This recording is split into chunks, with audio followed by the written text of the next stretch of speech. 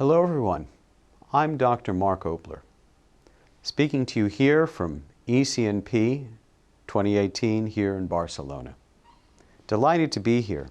I and my colleagues have just finished giving what I think was a fantastic symposium, and I'm going to speak to you just a little bit more about my subject, goal attainment scaling. So let me begin at the beginning. Goal attainment scaling is an old concept that's become new again. Let me tell you why.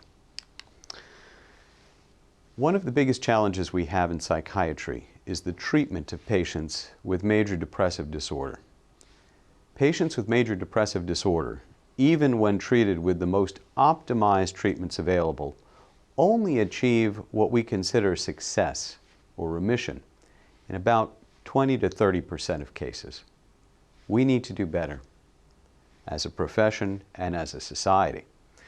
The other challenge we have is that the treatments that we have available today don't target all of the symptoms that patients struggle with. While we may be increasingly better at treating their symptoms of depressed mood, their symptoms of anxiety, we struggle still to help them recover those parts of their lives that they've lost during the course of their illness. One of the movements that's been very helpful in refocusing psychiatry is that of patient-centered care, putting the patient's needs and objectives at the center of their treatment plan. In order to do this, clinicians, health management organizations, everyone involved in the process needs to become more involved in shared decision-making, giving every person, including the patient, a voice in the treatment process. This is further complicated by the fact that depression is a complicated disorder. No two patients with depression are the same. Nonetheless, we're challenged because we have to develop a systematic approach, a methodology that can be used all over the world to help tackle this challenge. Let me talk to you about a new approach, also an old one, that we think holds a great deal of promise. And that's goal attainment scaling. Goal attainment scaling was developed in the late 1960s by two clinicians working in the community, Kiersuck and Sherman. Goal attainment scaling was a novel approach at the time in that it allowed individual treatment goals to be specified for every patient. What does that mean? Another way to put that is that every patient wants something different out of their treatment. Some, probably many, want to recover those parts of their lives that have been lost due to their struggles with depression, whether that's resuming their life at work, regaining their confidence, becoming more involved with their family and their community. Whatever their individual objectives are, goal attainment scaling allows a patient and a clinician to come together, identify that goal, and create a method to measure progress towards that goal. In doing so, patients and clinicians work together to achieve consensus. Goal attainment scaling actually allows the patient and the clinician together not simply to identify the goal or objective, but to measure the degree of progress towards that objective. And not simply to do so in a descriptive way, but actually to create a numeric, a quantifiable system to measure that progress.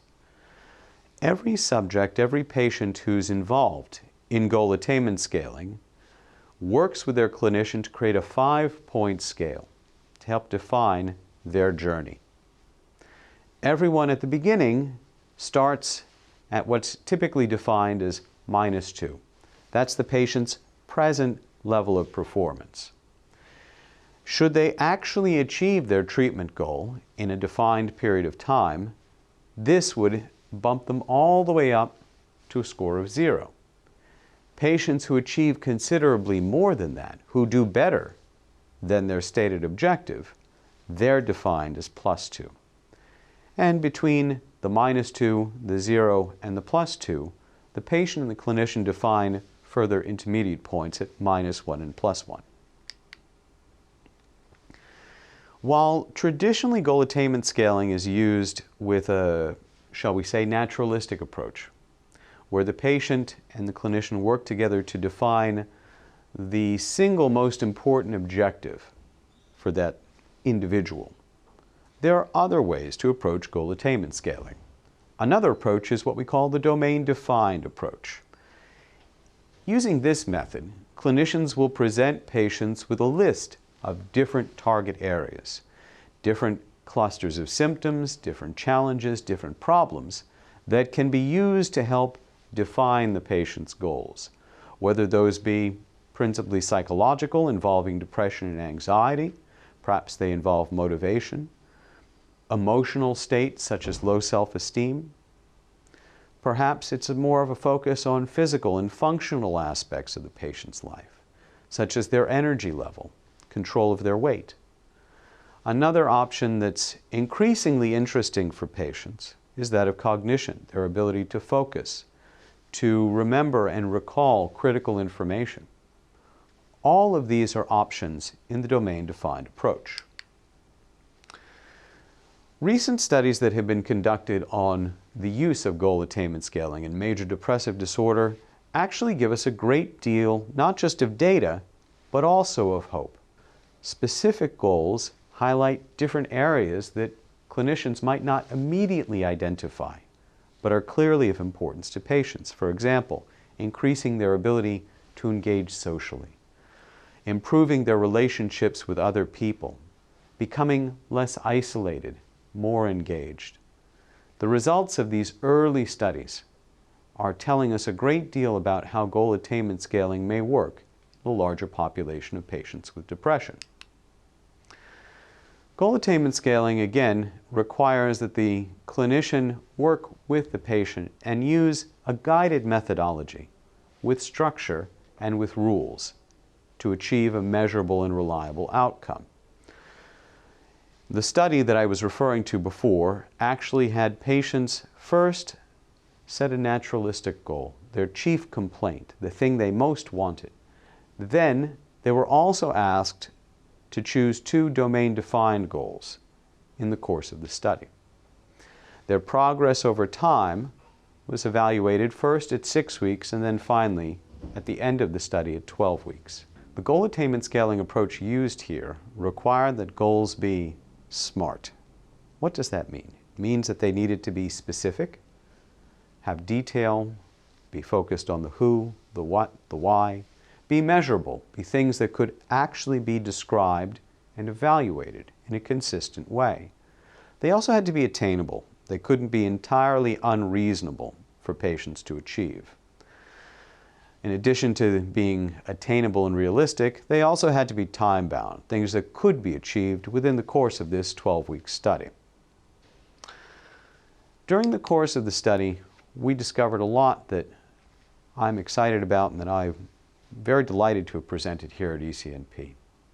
This first goal attainment study, I believe, will be the first of many to explore the utility of goal attainment scaling not simply as a tool to evaluate patient progress over time, but to change the nature of the discussion between patients and clinicians, to help achieve consensus and to give a voice to everyone involved in the treatment of depression. Thank you.